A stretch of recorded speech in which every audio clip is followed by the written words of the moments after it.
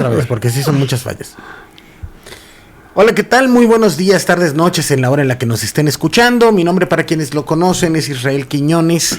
Y hoy estamos aquí nuevamente en Claroscuros y les agradecemos mucho el favor de su compañía, el que nos ayuden a compartir, el que nos dejen su like, el que recomienden estos espacios de libertad de expresión y de debate y de contraposiciones de ideas. A mi lado derecho el compañero, o lado izquierdo de su pantalla, el compañero Isaac Mendoza. Muy buenos días, tardes, noches. Siempre a la izquierda, camaradas. Eso. Y del lado contrario, el compañero Fermín Eleuterio. Bienvenido, compañero. Compañeras, compañeros, buenos días, tardes, noches. Espero que todo vaya bien. Y todavía más recorrido hacia la izquierda. Es de extrema izquierda. Sí, de extrema izquierda. Sí, compañero Enrique Boyán. Hola, ¿qué tal, compañeros? Buenos días, buenas tardes, buenas noches, por si no nos vemos.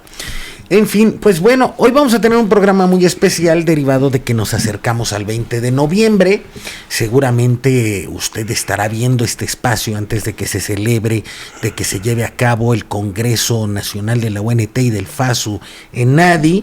Y pues tenemos un tema bastante interesante en lo que son los movimientos sociales que desembocaron en revoluciones. En el caso de nosotras y nosotros como mexicanas y mexicanos, pues está el 20 de noviembre el estallamiento a la Revolución Mexicana, que fue convocado por el señor Francisco, y hay un debate hasta en el nombre, Ignacio Madero, Indalecio, pero realmente es Ignacio, según historiadores de últimas fechas para acá.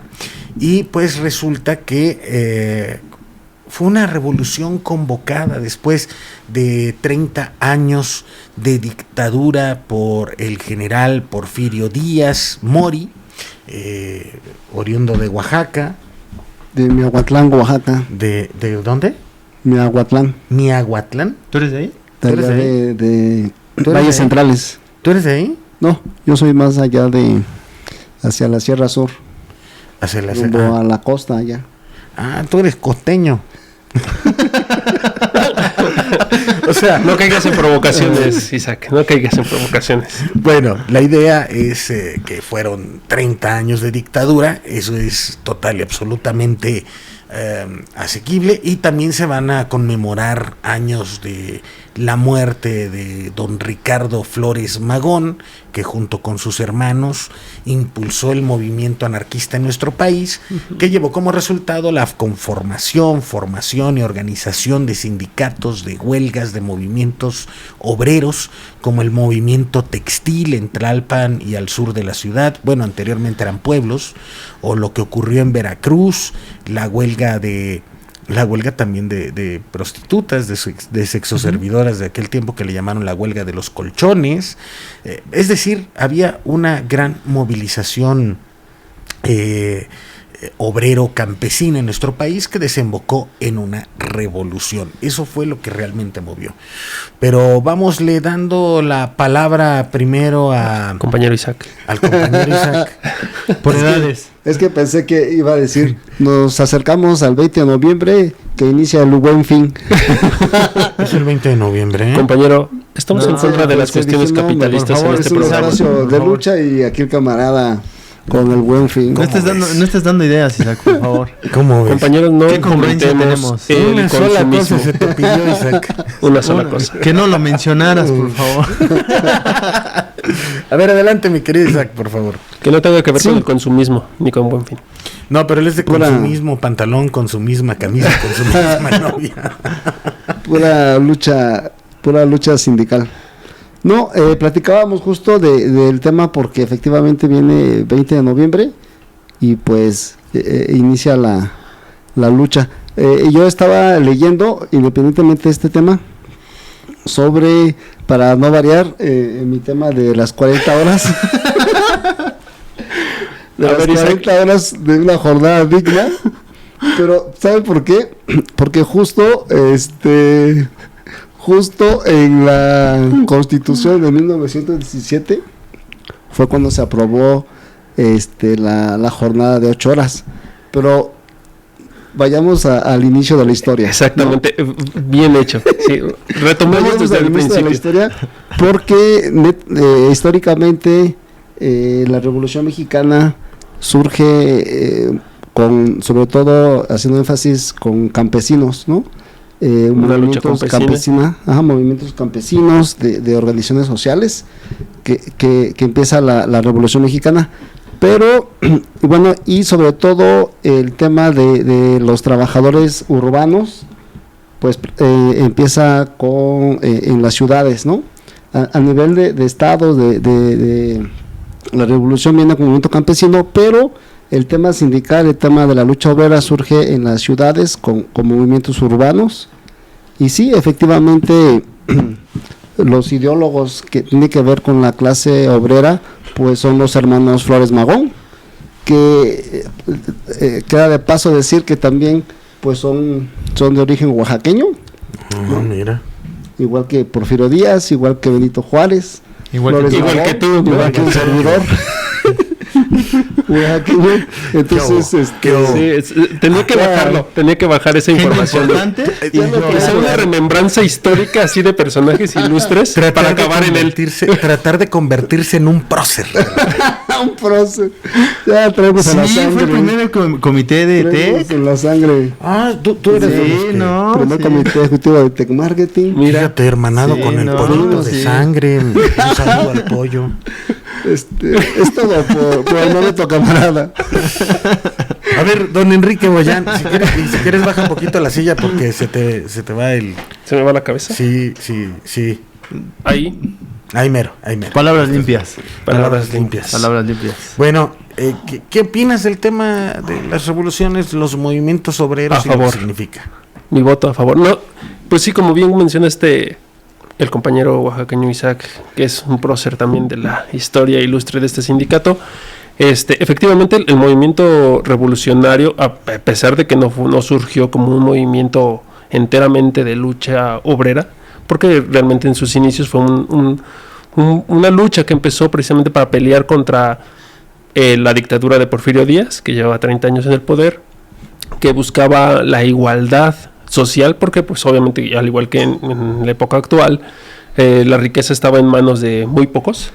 En entonces pues había una brecha de desigualdad aún mayor que la que vivimos ahora, y también se buscaba la democracia, ¿no? Se buscaba democratizar al país, porque pues a pesar de que había democracia, una democracia ficticia en la cual se votaba apuntando tu nombre en una libretita y decías que aprobabas que don Porfirio Díaz siguiera en el poder, pero pues sí, es que a final de cuentas no era una democracia libre, secreta y directa, ¿no? Tú votabas en una libreta, te apuntabas ahí y decías que tú estabas de acuerdo, ¿no?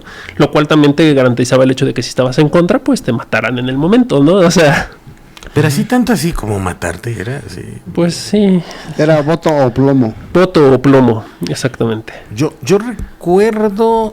Bueno, no, olvídalo. Perdón, continúa. No, bueno, tal vez no te mataban en el momento, que ponías ahí que no votabas por Porfirio Díaz, pero pues sí sufrías un acoso, ¿no? Y en su momento, pues seguramente persecución, ¿no? Te conviertes en un objetivo, ¿no? En un objetivo de ahora sí que de persecución.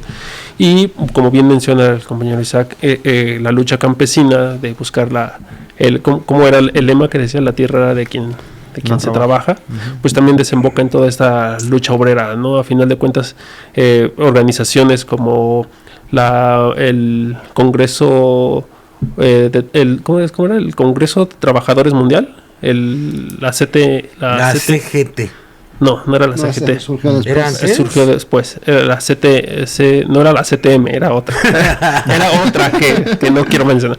No, o sea, hubo una organización que ahí también empezó a tener gran impacto en la clase obrera, y empezó a movilizar a todas estas partes, como la parte de los ferrocarrileros, la parte de los mineros, la parte de los textiles, inclusive por ahí como mencionaba el compañero lo de las prostitutas, que pues bueno, eso fue un tema aparte, como más como anécdota histórica. No, sí, pero hubo un movimiento de las compañeras. Y se buscaba precisamente esto de que se legitimizara el que los trabajadores se pudieran unir, ¿no? Se pudieran sindicalizar, ¿no?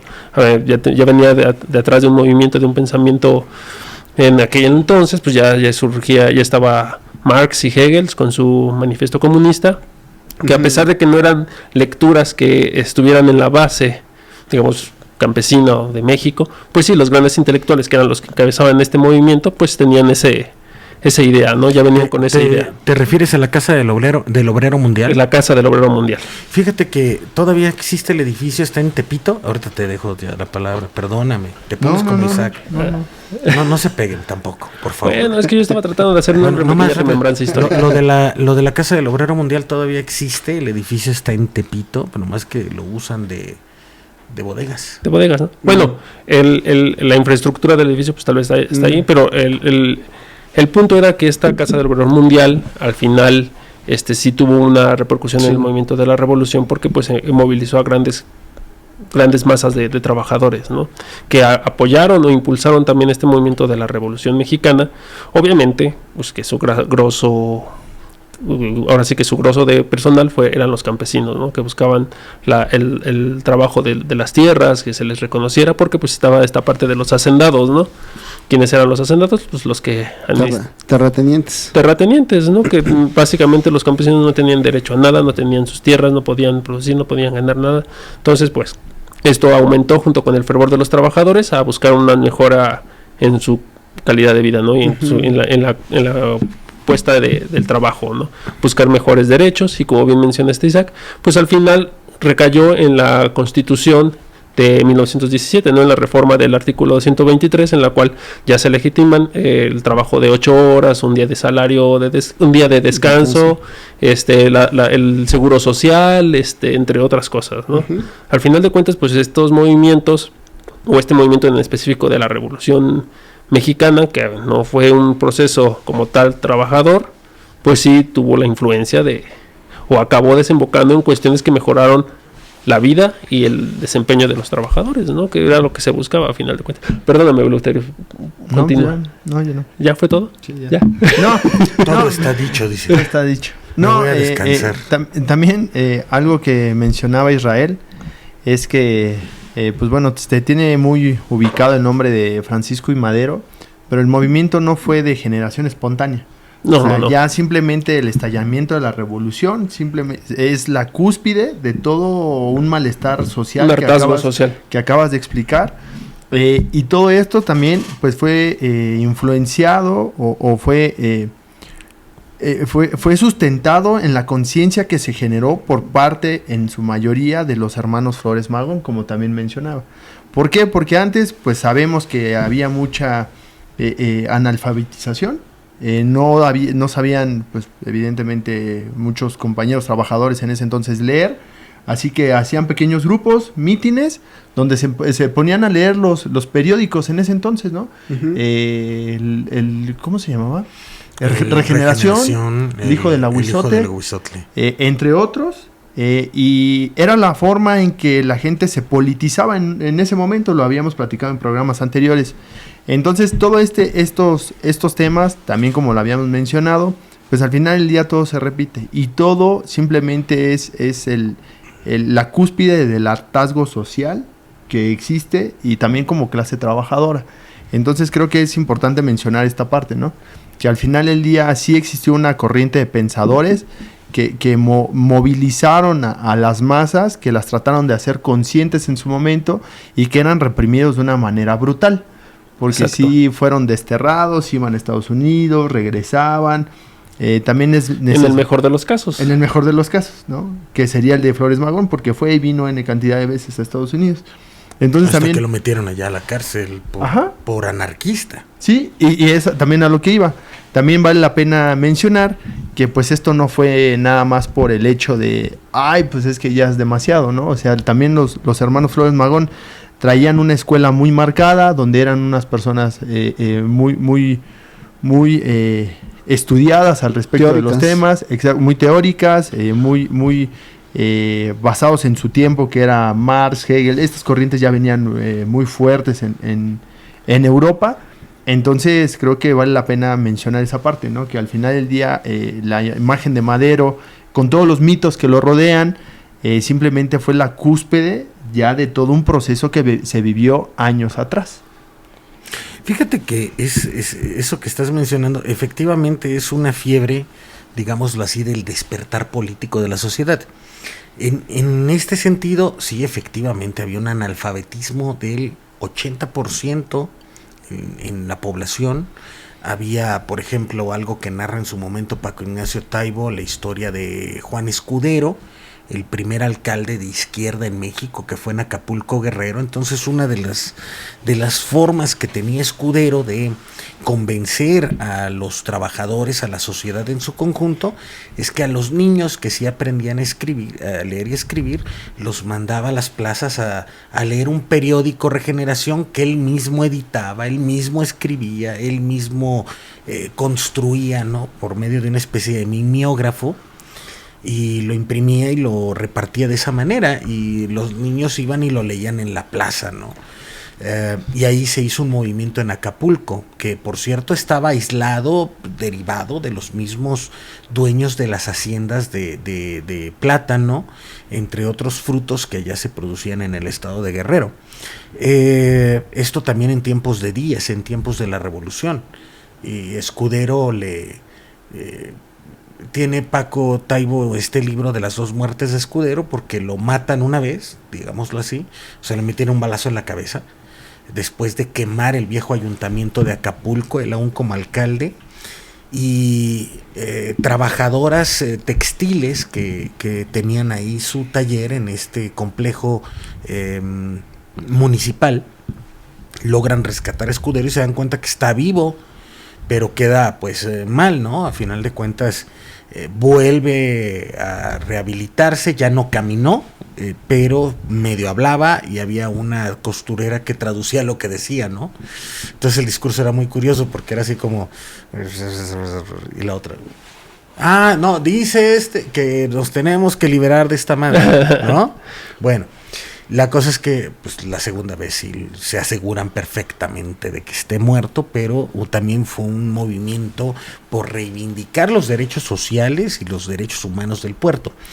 Otro de lo que tú mencionas, que efectivamente este movimiento no fue de generación espontánea. En el caso de México tuvimos las huelgas de Cananea, de Río Blanco en 1907, de donde surge la famosa frase de mátalos en caliente, de Porfirio Díaz, pero anterior a esto, en 1886 en Chicago, Illinois, Estados Unidos, pues miles de obreras y obreros desataron multitudinarias huelgas para exigir condiciones laborales dignas para ellos y sus familias. La respuesta gubernamental, por supuesto, y empresarial contra la rebelión fue la represión que asesinó a los famosos mártires de Chicago, que hay una imagen que si usted la googlea la va a encontrar, y estaba George Engel, tipógrafo de 50 años, Adolf Fischer, un periodista de 30, Samuel Fielden, de 39 años, obrero textil, Albert Parsons, periodista de 39 años, Luis Link, de 22 años, carpintero, Michael Schwab, tipógrafo de 33 años, August Spies, periodista de 31 años, y Oscar Nive, vendedor de 36 años.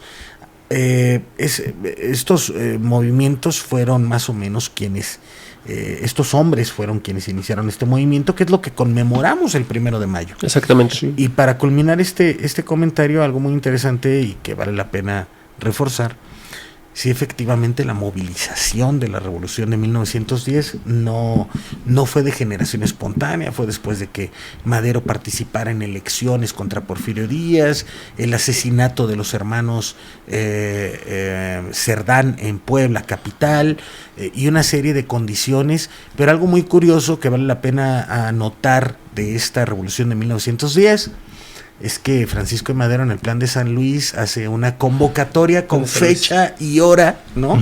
Que convocó al 20 de noviembre a tomar las armas, y bueno, parte de este asunto. Vamos a regresar un poquito, bueno, nomás para aumentar un poco en esta parte de la remembranza histórica de lo que han sido las luchas obreras en la parte de la revolución. Es importante también tener en claro, como bien mencionó Israel, lo de la huelga de Chicago, que también viene influenciada, sobre todo por la parte de Estados Unidos, que en 1884 se aprueba en Gran Bretaña la conformación o la autorización de que los trabajadores se puedan sindicalizar. Entonces desde ahí ya empieza como que esa idea de lucha obrera, que obviamente permea en la parte americana, que llega a la parte de Norteamérica, y empiezan estos movimientos también de lucha obrera, y que también nos pasa ahora sí que influenciar, ¿no?, en esta parte de México, ¿no? Obviamente por los medios de comunicación que existían, por el medio de difusión, la tardanza, pues era más complicado que todo se diera al unísono, ¿no? Pero pues vemos que hay un movimiento, una cierta lógica, una cierta línea en la cual vemos como desde 1884 ahora sí que en Gran Bretaña, que se permite la conformación de sindicatos, cómo se va permeando hacia las otras partes del mundo, ¿no?, hasta llegar a México, ¿no?, que es parte de los movimientos. Sí, fíjese que, bueno, retomando esto que decías de la Casa de Obrero Mundial. ¿Quién? ¿Yo? No, es que yo estaba leyendo un libro que justo se llama así, La Casa del Obrero Mundial, Anarcosindicalismo y Revolución en México, que bueno, ese lo compré ahora en la feria de la Ciudad de México, y que casualmente pues coincidió con el tema que hoy quedamos de platicar. Es un buen libro. Dicen que si no tenemos historia, pues cómo podemos mejorar nuestro presente, y esta parte de la introducción de lo que marca aquí, o el resumen más bien, la semblanza, estaría bien darle lectura, porque fíjate cómo en estas épocas donde prácticamente no había medios de difusión, o los que habían eran controlados por el Estado, entonces cómo solo algunos trabajadores que se juntaron y empezaron a organizar y decir qué tenemos que hacer para empezar a reactivar y hacer conciencia de clase y difusión, y entonces sin teoría pues no es difícil llevar a la práctica un movimiento.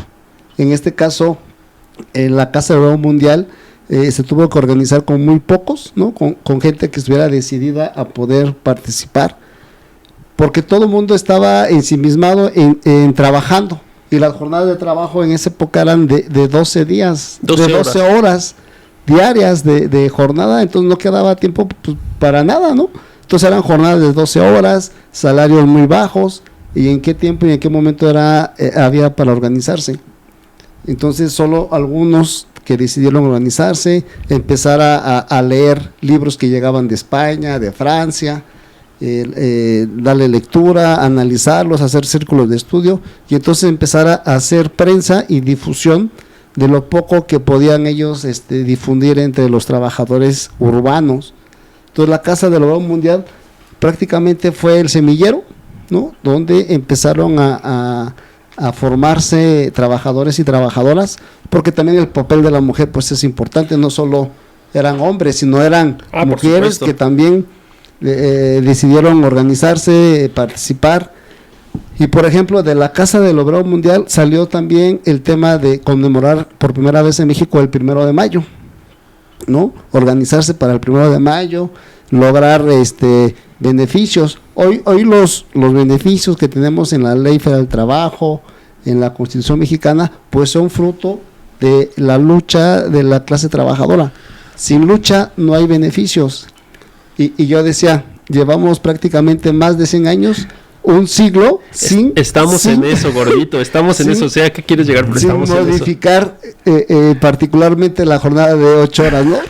Surge en 1917 y estamos en 2024, un siglo, y no se ha modificado. ¿Qué se modificó apenas el año pasado? Una modificación importante. Se incrementaron los días de vacaciones, ¿no? Igual después de 100 años donde eran solamente 6 días de vacaciones. Esto que decías, esa lucha que se dio por la jornada de trabajo y por solicitar el día de descanso dominical. O sea, no teníamos ni siquiera un día de descanso a la semana, eran jornadas diarias de 2 horas de lunes a domingo. ¿Cuál fue una lucha importante durante la revolución? Conseguir el día de descanso dominical. Y ahí me gustaría agregar que, como bien dices, esa información venía de otros países. Ya Israel nos acaba de dar una pequeña semblanza sobre lo que pasó en Chicago.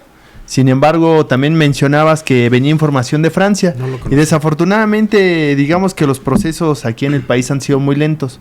Porque desde 1789, pues tuvimos la Revolución Francesa. Por eso creo que es un buen dato el que das. Donde, si me permites leerlo, muchos historiadores ven las causas subyacentes de la Revolución Francesa como impulsadas por el fracaso del antiguo régimen, para responder a la creciente desigualdad social y económica. Entonces regresamos al mismo punto, que sea en Europa, sea en América Latina, este tipo de movimientos nace desde... ¿Pero qué régimen? O sea, hay que aclarar que es el régimen monárquico, ¿no? O sea, ya era un régimen muy desgastado a nivel mundial, o tal vez en esa parte de Europa en específico, porque pues todavía tenemos reyes por ahí nomás de adorno. Pero era de adorno, cuestan muy caros, amigo. Son de adorno, son de la gente adornos no muy caros. Y para terminar el párrafo, perdóname, Bonjour, el rápido crecimiento de la población y las restricciones causadas... y olvido. El rápido crecimiento de la población y las restricciones causadas por la incapacidad de financiar de forma adecuada la deuda pública dieron lugar a una depresión económica, desempleo y altos precios de los alimentos, combinado con un sistema fiscal regresivo y la resistencia a la reforma de la élite gobernante. El resultado fue una crisis que Luis XVI no pudo manejar. Entonces, como bien dices, creo que los procesos en México desafortunadamente han venido muy despacios, porque ¿cuántos años hay de diferencia entre 1789 fíjate, o sea, hasta la Revolución Mexicana, habiendo pasado de un siglo a otro, habiendo pasado también por el movimiento que fue casi 40 años antes, el de Chicago? Pero ahí te va. Está bien interesante esta parte, porque realmente cuando tú analizas cómo se dieron los cambios laborales en nuestro país, fíjate, cuando más avance hubo, obviamente fue con la construcción, elaboración y redacción de la reforma de 1917, donde había dos grupos, que eran los jacobinos, que eran encabezados por el general Álvaro Obregón, y el otro grupo más conservador, donde se encontraban personajes como el fundador del Universal, Pallavicini, se apellidaba este legislador, y eran encabezados por el presidente Venustiano Carranza. Venustiano Carranza. Los carrancistas. Sí, pero eran conservadores. Pallavicini, que fundó el diario El Universal, era un hombre, pues, obviamente de origen italiano, ¿no? Con esta nostalgia por regresar al porfirismo. Y dentro de lo que es el artículo 123, el artículo laboral, el que defendía los derechos de las y los trabajadores en este país, pues estos cuates no querían dejar días de descanso. Estos cuates, encabezados sobre todo por Pallavicini, que representaba el empresariado de la Ciudad de México, no veían ni les interesaba que no hubiera trabajo infantil, y en todo caso que este trabajo no fuera remunerado, sino como una especie de honorarios, ¿no? De propinas. Es decir, el gran honrado, el gran prócer de 1917, de febrero de 1917, fue Carranza, pero Carranza firmó esa constitución de malas. ¿Por qué? Porque el grupo de los jacobinos sí hizo un trabajo progresista, un trabajo de avanzada, quitando todas estas situaciones que iban dañando el desarrollo de las personas, continuando con el analfabetismo, porque las grandes discusiones en la elaboración de esa constitución fueron el artículo 3º constitucional, donde se hace una educación laica y gratuita, y el tema del artículo 123. Entonces, efectivamente, mi querido Eleuterio, o sea, tenemos un retraso enorme en muchísimas cuestiones que se sigue viendo hasta hoy, como la gran lucha de mi compañero, que son sus 40 horas.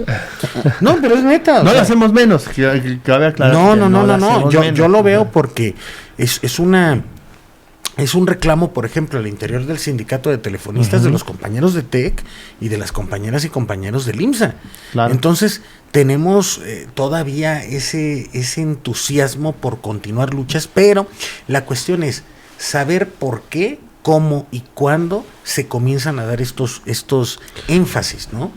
Sí, y es importante también pues tener esto, porque se acerca la fecha, pues tener en cuenta esta pequeña remembranza histórica, saber cómo es que surgen estos movimientos, por qué celebramos el 1 de mayo, el 20 conmemoramos el 1 de mayo. Porque no es día de celebración, es día de conmemoración. Eso me recordó de hecho lo puse ahí en el artículo que va a salir próximamente en la revista. Y el restaurador, el 22 de abril. Acerca donde de que todos participamos. Donde todos participamos.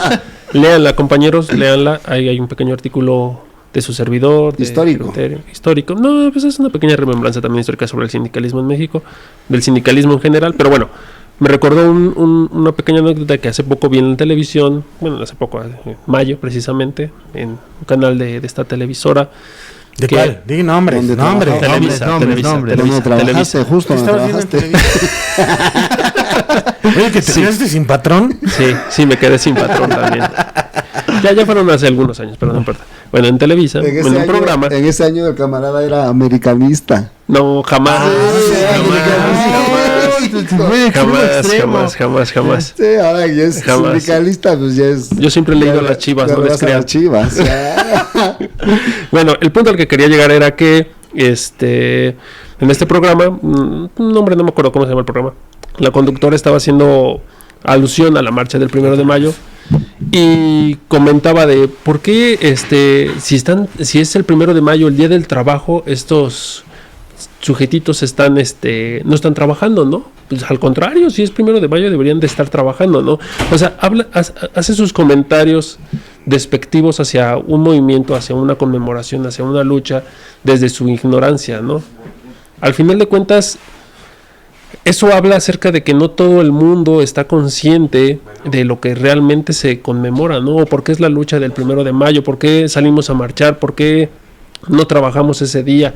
¿Qué pasó el 1 de mayo, no? Es importante que nosotros tengamos esa noción de por qué, ¿no? O sea, y más nosotros como trabajadores sindicalizados, como trabajadores del sindicato de telefonistas, tenemos que saber por qué marchamos el 1 de mayo, ¿no? Y como bien mencionaba Israel, tiene que ver con esta huelga de Chicago, con esta represión que hubo, y que esta lucha en Chicago fue un parteaguas, o que se tomó como una bandera para conmemorar y como estandarte para nosotros exigir nuestros derechos laborales, ¿no?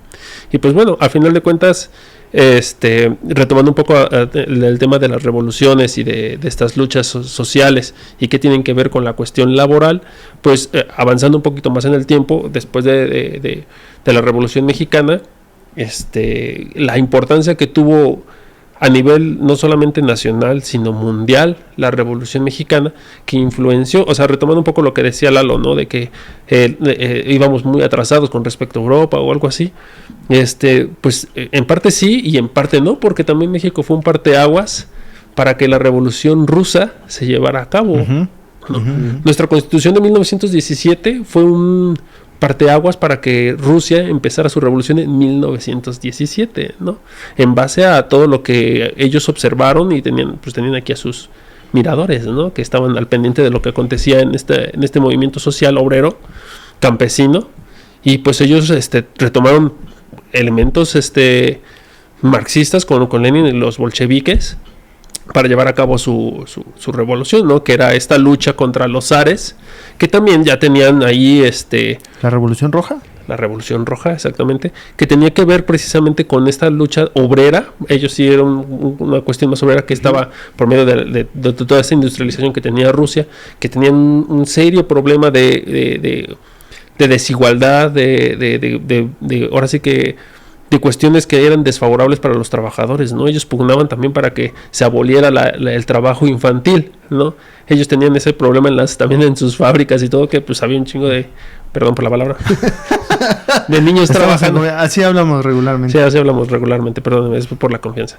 Entonces, pues es esta importancia, ¿no? De que la clase obrera ha movilizado a no solamente cuestiones locales, sino también mundiales. La cuestión mexicana influenció en esta parte de Europa, que se supondría que es un poco más moderna, más urbanizada en este sentido, y pues provocó que a los zares se les eliminara, ¿no? Se murieran, ¿no? Ahí acabó.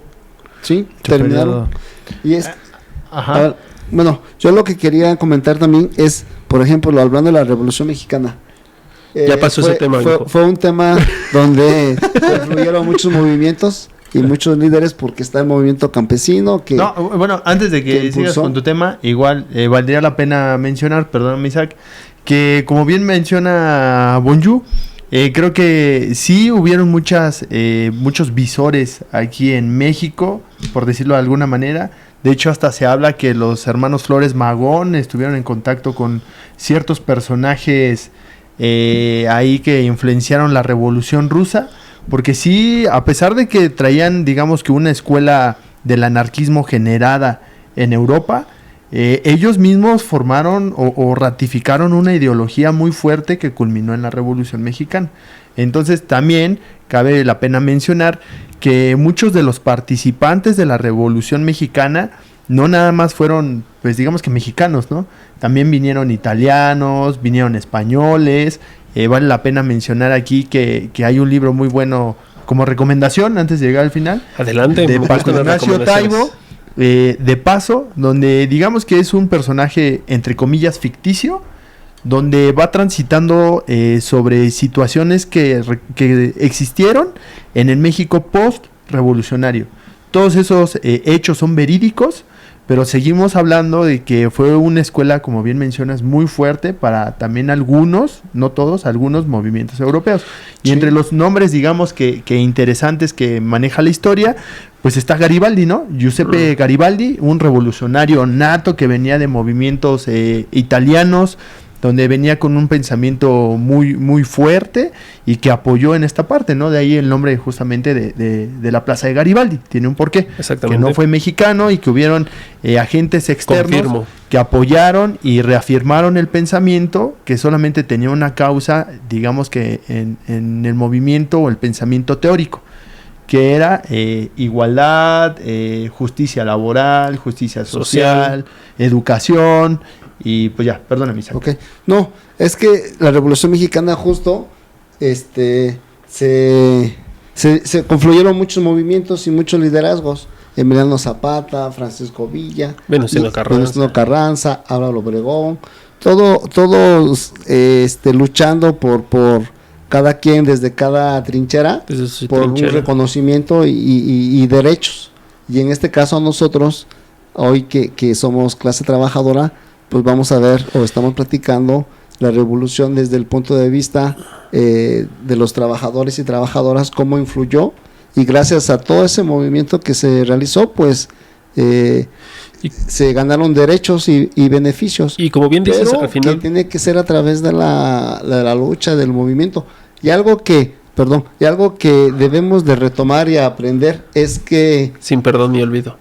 Es que debemos leer, ¿no? Leer mucho y lecturas que nos permitan efectivamente tener teoría para poder desarrollar y plantear propuestas, plantear beneficios, buscar alternativas, porque esas luchas o esos movimientos de las y los trabajadores a lo largo de la historia, pues tiene que ver con cuestión de teoría, ¿no? Esto que dicen de que llegaban lecturas, llegaba conocimiento, pues es que permitió poder construirse para poder negociar y plantear alternativas. Sí, y eso. Un aparato crítico. Necesitamos formarnos, pues, ¿no? Exactamente, o sea, un aparato crítico tanto interno como externo necesita obviamente de los fundamentos de lo que ocurre, ¿no? O sea, no podemos generar hipótesis, no podemos generar conjeturas, no podemos generar propuestas si no sabemos realmente cuál es el contexto de lo que nos está pasando, ¿no?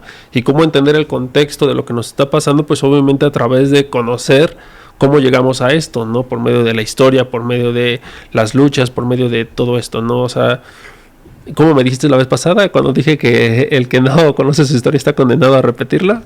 Uh-huh. ¿Cómo me mencionaste? ¿Cómo me dijiste que era? No me acuerdo. Bueno, me pusiste un apodo ahí. Pero pues sí, o sea, al final de cuentas, tenemos que conocer nuestra historia para poder entender nuestro contexto actual, ¿no? ¿Cómo llegamos ahora? Porque es muy fácil verlo desde nuestra perspectiva moderna, de que pues yo ya tengo ciertos derechos, ciertos privilegios, pero ¿cómo llegamos a estos derechos y estos privilegios, ¿no? Obviamente a base de lucha, de sangre, de sudor, de sacrificios, de todo lo que conlleva, de ¿no? muertes también, ¿no? Sí, o sea, a final de cuentas toda lucha lleva un sacrificio, pero muchas veces no entendemos que para poder seguir progresando tenemos que sacrificar cosas, ¿no? O sea, no se obtiene nada si no sacrificas algo, ¿no? Entonces hay que seguir luchando, hay que entender la historia desde nuestra postura de clase trabajadora, porque pues, o sea, la historia se puede entender desde dos vías, ¿no? Desde la clase trabajadora o desde la clase burguesa, ¿no? Que no te gusta esa palabra, pero pues es así, ¿no? O sea, y nosotros no es válido para nosotros que somos asalariados tratar de entender la historia desde el punto de vista burgués. No podemos defender a los empresarios, no podemos defender a todo aquello que va en contra de lo que nosotros estamos propugnando, ¿no? Porque clase media no somos. Pues no, gordito, porque...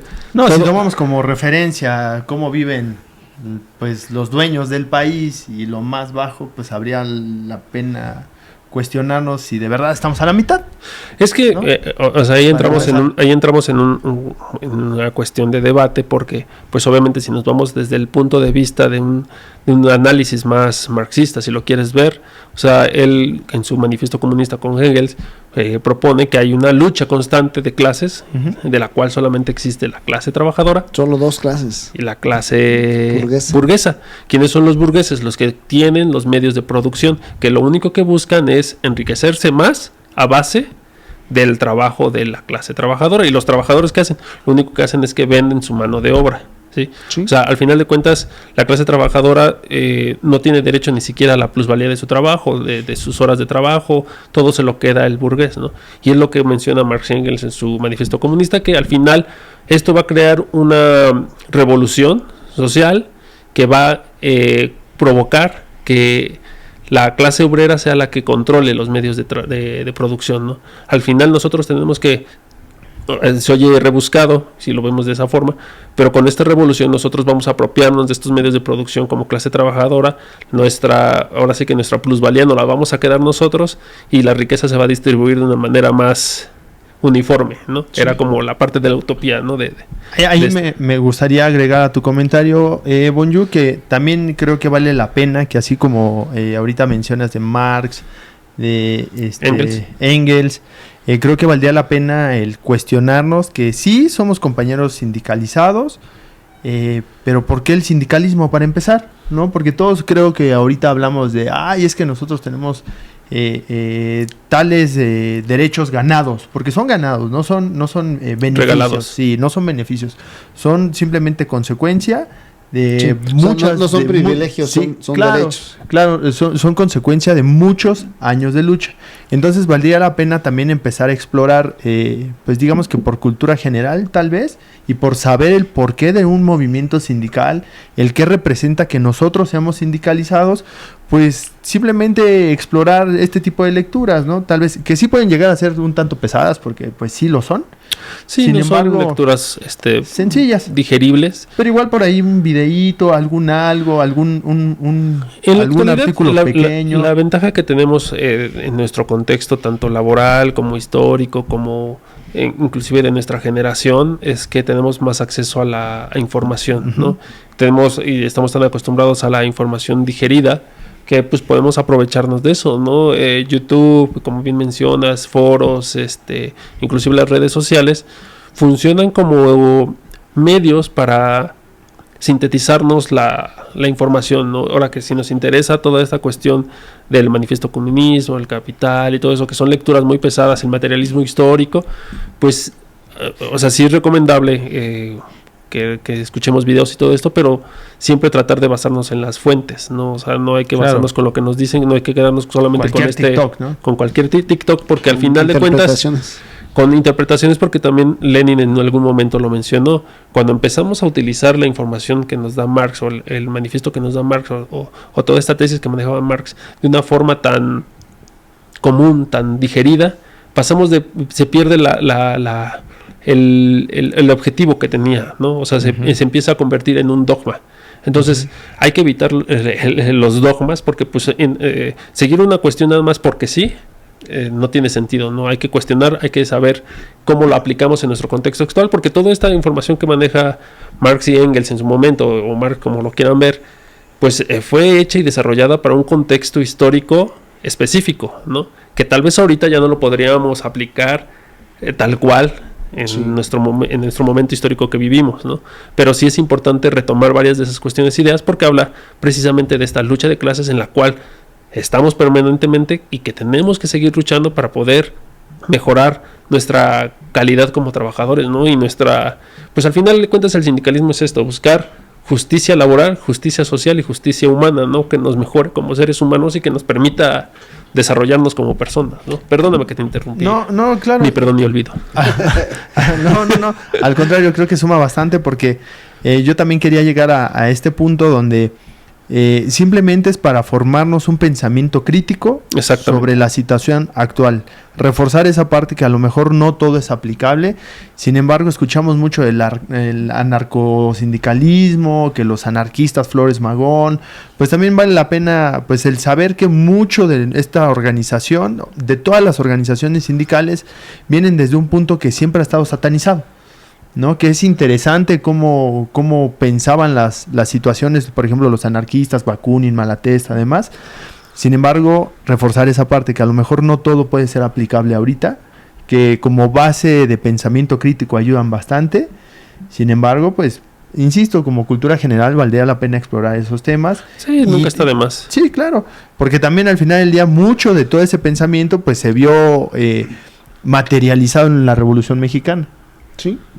¿Y cómo va que dicen? La historia de la humanidad es la historia de la lucha de clases, ¿no? Sí, claro. Esa es la consigna del partido, del manifiesto del Partido Comunista. Y pues creo que estamos llegando ya a la parte final, al cierre. Y diría el compañero Quiñones, ¿con qué te quedas, compañero Bonjour? ¿A poco ya vamos a acabar? Pues ¿cuánto tiempo llevamos? Llevamos como 10 minutos, no manches. Sí, se me pasó muy rápido. Es una charla histórica de una charla hora. Express. ¿Con qué me quedo? Pues básicamente con ¿con qué me quedaré? Pues no sé. Ahora con qué me quedo. No, pues hay que seguir pugnando, ¿no? Hay que informarnos más sobre las revoluciones, sobre los movimientos sociales, no solamente de México, o sea, sí es importante saber lo que ocurre en nuestro país, pero también cómo esto influye en otros países o cómo otros países influyen en México, ¿no? No hay que olvidar también, no solamente la Revolución Mexicana influyó en Rusia, ¿no? También tenemos la Revolución Cubana, que si bien también no fue un movimiento específico de la lucha obrera, la clase trabajadora, sino fue más bien para derrocar a un dictador, en este caso a Batista, pues también tenía que ver con muchas cuestiones de desigualdad social y laboral que ocurrían en Cuba, ¿no? Ellos eran más que nada, eran azucareros que pues, se veían explotados, ¿no? En su propia isla y que no tenían, ahora sí que ningún derecho, ¿no? Igual ya la cuestión de Fidel y todo esto es una parte muy cuestionable también de la historia, pero no está de más mencionar que la Revolución Cubana también fue un factor importante en la historia de la humanidad, ¿no? Porque tan es así que influenció en mucho de lo que ocurre actualmente, ¿no? Tanto en América Latina y el Caribe como en Europa, ¿no? Entonces, pues sí, compañeros, hay que seguir informándonos, hay que seguir estudiando sobre movimientos sociales, sobre lucha de clases, lucha obrera, clase trabajadora. Hay que tratar hay que propugnar a que se recupere toda esta conciencia de clase, que no nos quedemos con la parte solamente de yo ya tengo ciertos privilegios, ciertos beneficios, porque pues todas estas conmemoraciones como el 1 de mayo y 20 de noviembre y otras más, pues pierden o empiezan a carecer de sentido, ¿no? Y ya lo empezamos a agarrar como un día festivo, ¿no? Cuando realmente son días de recordar la lucha y de por qué estamos aquí, ¿no? Uh-huh. Y bueno, ya nada más para no perder la costumbre, sí quisiera recomendar un libro de Michel Foucault que se llama La historia de la cultura, volumen 1 y 2. Léanlo, es bastante interesante, habla también precisamente esto de las luchas de clases. Pues nada más, compañeros. Ya creo que esta vez sí hablé mucho, ya no voy a hablar tanto. No, bastante interesante. Yo me quedo siguiendo, espero que Isaac me hubiera querido hacer esa pregunta, pero me quedo adelante. ¿Con qué te quedas, compañero Lalo?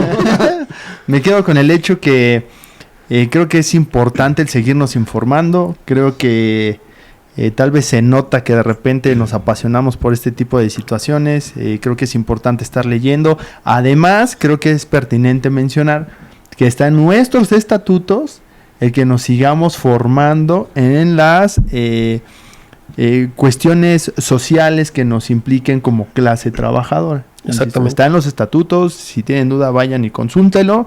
Es importante seguir leyendo, informándonos, fomentar ese pensamiento crítico y que toda crítica al final del día debe de sumar a nuestras condiciones laborales. Creo que tampoco es válido de pues a ver, esto no funciona, vamos a quitarlo, pero ¿qué proponemos? Pues nada.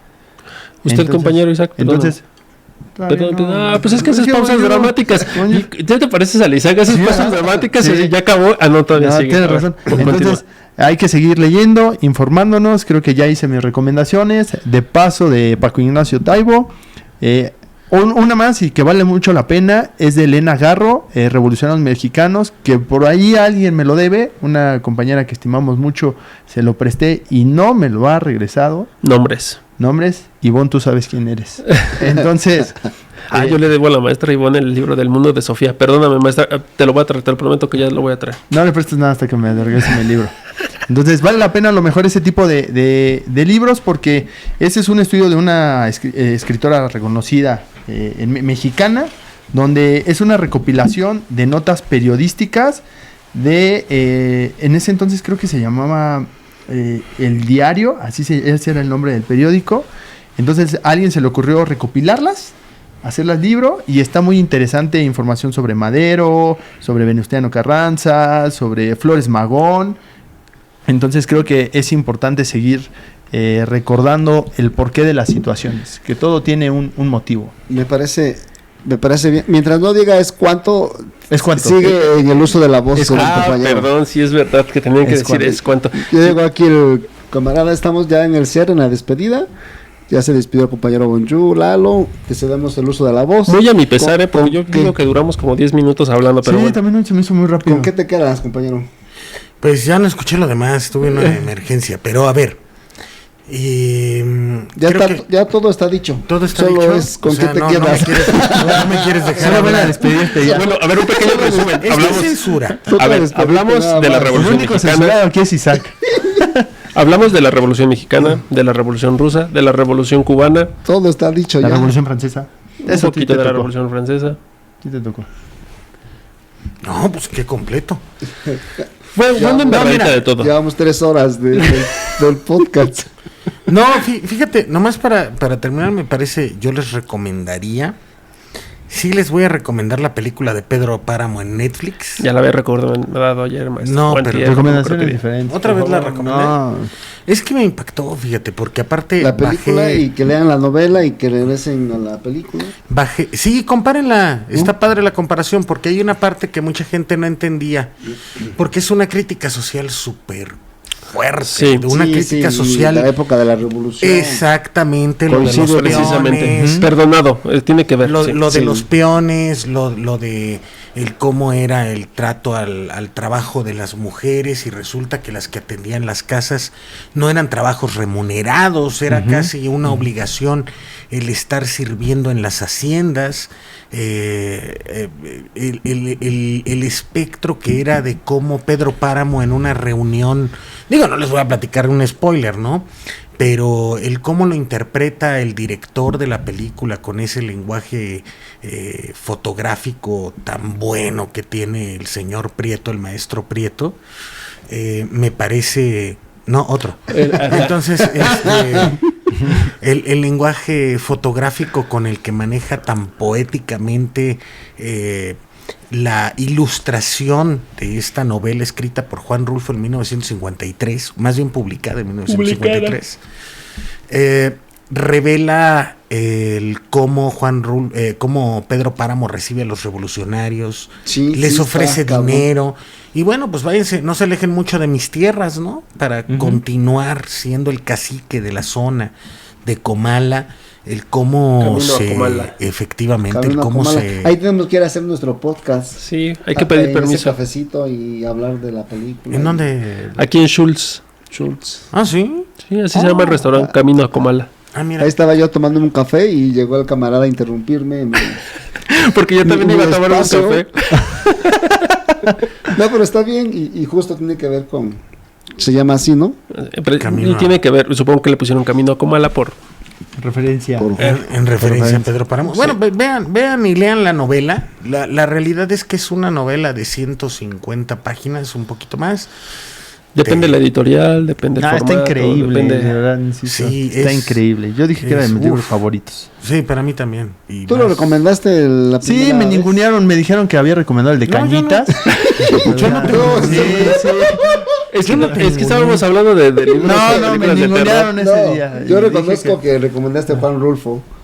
Me voy a tirar para que me levanten como Quiñones, ¿no? O sea, pues el asunto es, pues, es un excelente libro, pero la película que hicieron, porque hay otra de 1963 donde sale López Tarso. Sale López Tarso. Quizás el único personaje que pudiéramos haber extrañado, el único actor que puedes extrañar. Primer actor. Por la representación que hace de Fulgor Sedano. Porque a Miguelito Páramo, que en esa película lo interpreta Jorge Rivero, ¿no? Y a la sobrina. No en traje de baño, ¿no? No, sale en traje de charro. Sí. Fue raro verlo así, ¿no? Vestido de, ay, mira, esa es la ropa. Sí, y después a esta, ¿cómo se llamaba la sobrina del padre Rentería? Bueno, en fin, ella es interpretada por Julissa en la película de 1963. Lo curioso de esa película es que los guionistas, quienes realizaron el guión, fue Carlos Fuentes, Gabriel García Márquez y el mismo Juan Rulfo. Fue muy interesante, pues, y no está mal hecha, nada mal hecha, pero obviamente con las limitaciones que tenían, pues, con esos actores como Julissa, ¿no? Como Jorge Rivero y entre otros que aparecen, porque John Gavin, este actor estadounidense, es quien interpreta a Pedro Páramo y te lo digo, Fulgor. Palabra que me gusta tratar con usted, patrón. Bueno, muy buena cinta. La verdad vale la pena. Está gratis en YouTube, si usted la quiere ver, con internet de Telmex. Y me parece interesante, pues, cómo expresa sobre todo esa parte de la revolución. Esta mujer etérea, mística, que es Susana San Juan, ¿no? Que acá me desilusiona un poco, debo de decir, en la nueva de Netflix, pero véanla. Yo no la he visto, la veré, ahora sí la veré. Está muy buena. Y recomendarles el libro de La clase obrera no va al paraíso. Definitivamente hay que darle una repasada. Está complicado de conseguir, pero está muy sencillo. En Amazon. En Amazon, o lo pueden adquirir. No, pero está muy caro. Pero lo pueden adquirir digital, que cuesta $200 digital. En Kindle. ¿En Kindle o en por medio de Apple, de la librería de Apple?